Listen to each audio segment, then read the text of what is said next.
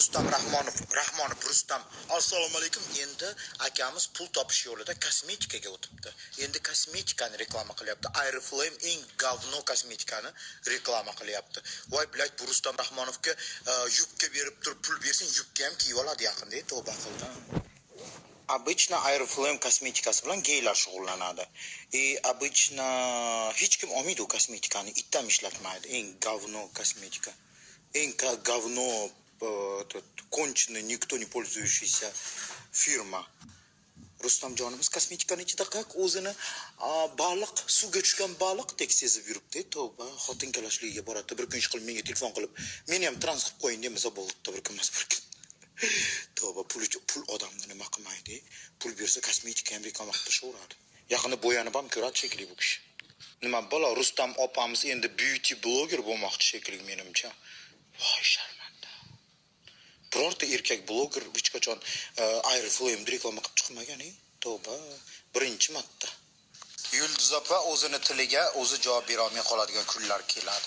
Agar shu gapirgan gapini sahnada chiqib, LGBTga olib borib, заявление yozib, shunaqa между geymi, transseksualimi shunaqa deb chopish kerak deb gapiryapti, sahnaga chiqib olib, odamlarni to'plab olib deb LGBTga topshirsangiz, haligi hammani tagidan chiqqan momishiga xoda tiqib olishadi. Shuni o'yladimikin gapirishdan oldin Yulduzxon как раз повод bo'ldi menga. Menga O'zbekistonda haligi nevaralarini duo qilib o'tirgan взрослый xotinlar gapirsa, babushkalar gapirsa, menga gram bo'lsa ham ta'sir qilardi. Lekin bu otarchini gapi menga ta'sir qilmaydi. O'zidan umniy ayol yasab olib, 3 ta so'zni jicha umniyroq gapirib, hammani qo'rqitib show biznesda menga sen qari alvasda otarchini gapi ta'sir qilmaydi.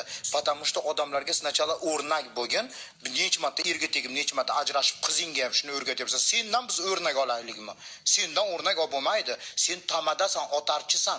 Yarim kecha demasdan, 2 demasdan, 3 demasdan yugurib borib olib, erkaklarni usta jaqlatib ham dumtakatom kim властьga kelsa ko'tingni jiplatib, asha властьni oldiga ko'tingni jiplatib, ko'tini yalab Islom Karim qilib yurasan. Doim gaping xalq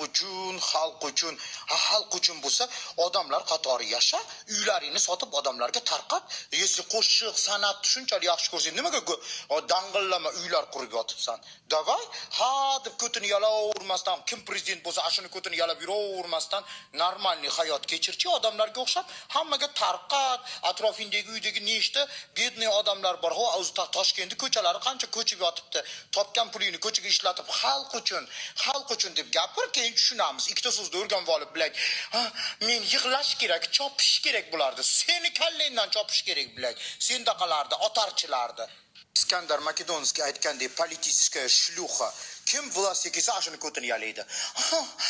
Otamiz, dadamiz deb aktrisa yig'lab ham beradi. Bunaqa tugagan odamlarni ko'rmaganman. Ertaga bola chaqamiz o'syapti, o'rnak bo'laylik. Ertaga bola chaqamiz katta bo'lyapti. Bunaqalardan men yaxshi ham Rossiyada yashayman. Seni qizingni qara, qanaqa o'rnak bo'lsin. Nechtasiga erga tegib chiqib, nechta tug'ib tashadi. Sen necha marta erga tegdi? Sendan o'rnak olaylikmi?